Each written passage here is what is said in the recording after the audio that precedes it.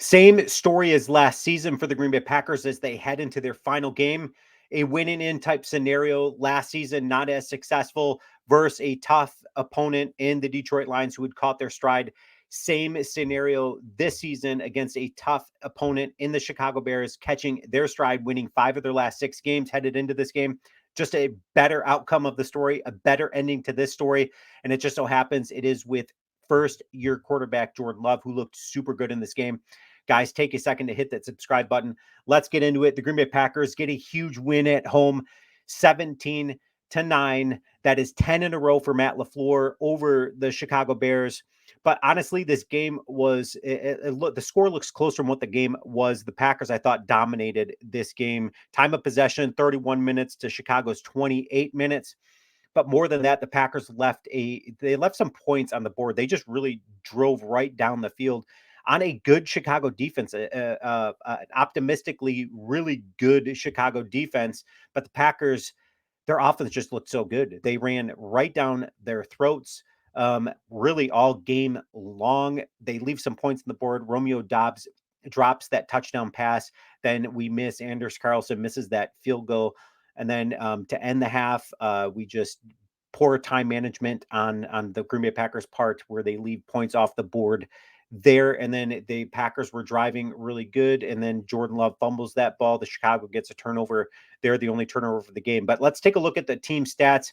Green Bay Packers completely dominated. Like I said, total yards, Packers 432 to Chicago's 192, over doubling their total yards. Passing yards, 308 to Chicago's 117. Rushing yards, 75 to 124. That is not an outcome we're used to seeing. Packers defense looked super good, putting some pressure on Justin Fields. Justin Fields didn't run for a whole lot. We'll take a look at those numbers here in a second. But you look at third down efficiencies in this game, the Packers defense stepped up really big. 3 for 11 for Chicago and 7 of 10 for the Green Bay Packers. 70% third down efficiency, which I thought was amazing.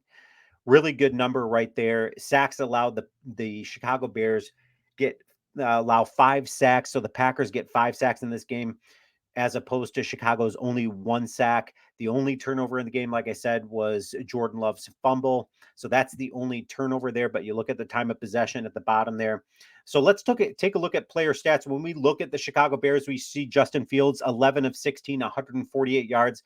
Overall, he didn't look too bad, but the Packers they looked much better. And Jair came to play. So did Carrington Valentine.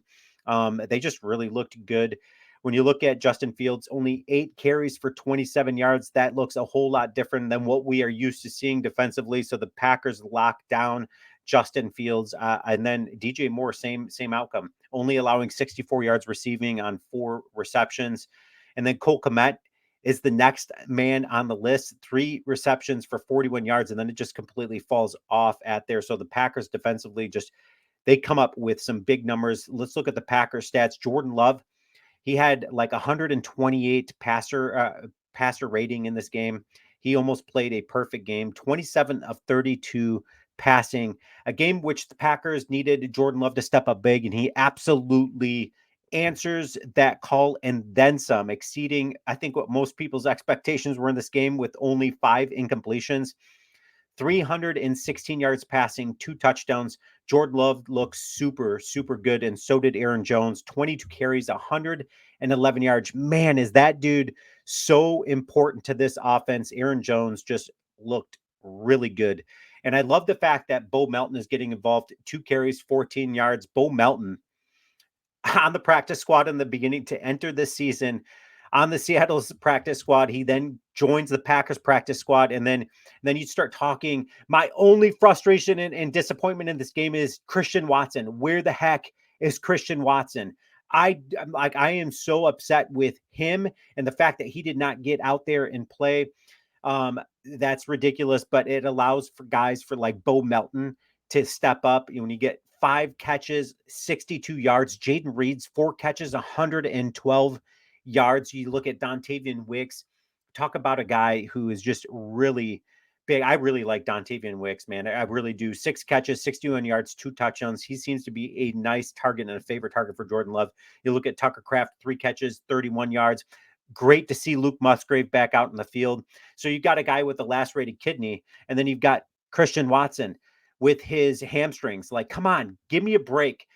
Christian Watson, I am so mad at the dude, but in the same sense, like, and I want you guys to leave your comments. And am I over exaggerating Christian Watson here? Because this is his what, fifth straight game he's missed again, not to mention the three earlier. Like, that's absolutely uncalled for. I really thought Christian Watson was going to be out in the field, and big disappointment, he was not. But again, it allows guys for like Bo Melton to step up. I mean, 5 catches, 60. I love Bo Melton. Bo Melton has become one of my favorite Packer receivers out there right now.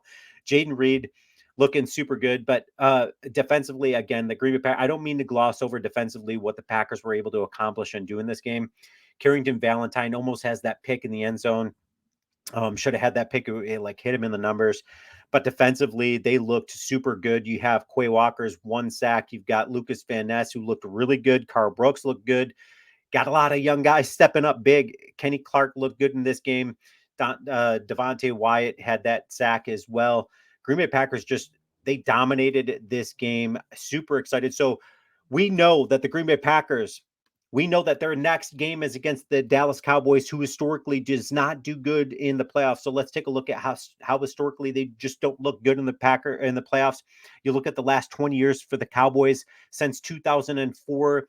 They didn't make the playoffs until 2007. They lost in the first round, and then 2008 they go back to the playoffs. They lose in the first round to the Giants, and then they skip a year, go in 2010. They win the first round, lose the second round to Minnesota. Then they don't make the playoffs again to 2015. If you remember, they beat the Detroit Lions 24-20. That was a controversial game. And then they lose to the Green Bay Packers 21-26. And then the following, they skip a year in 2016. Then in 2017, they play the Packers in the first round. They lose that. So historically, they don't have great luck over the last 20 years playing the Green Bay Packers. Packers win that one 34-31. And then 2019, they win in the first round and then lost in the second round. And then they lost in the first round of 2022's wild card playoff run there in 23 last season. They obviously win in the first round there and then lost in the second round to San Francisco. But historically, the Green Bay Packers, they just don't look good. And I'm sorry, I don't know if I threw up that slide there, but take a look at that. That was just reading off what the Dallas Cowboys last 20 years look like in the playoffs. Check that out. But leave your comments. Let me know what you think. I'm actually kind of excited. I wanted the Green Bay Packers to play the Detroit Lions, but in the same sense, you know what? Historically, like we just read through and you guys just saw, Dallas Cowboys just historically don't do well in the playoffs. So I'm actually kind of excited about this matchup for the Green Bay Packers. When you talk the youngest team in the NFL, and this is the youngest team that has made the playoffs, I think, since 76. That is huge. That is a massive accomplishment. And I know a lot of Packer fans at some points of the season wanted me to stop talking about the playoffs, but how can you not get excited about this Green Bay Packer team, the youngest team in the NFL, and they look this good enough to make the playoffs? Yes, it is a wild card berth, but nonetheless, it is the playoffs. And the Packers, quite frankly, I would hate to be playing the Packers or the Rams come the first round. If you're Detroit or Dallas, that's not a good matchup for either of those teams. So let me know what you guys think. Leave your comments. Go Pack. Go playoffs.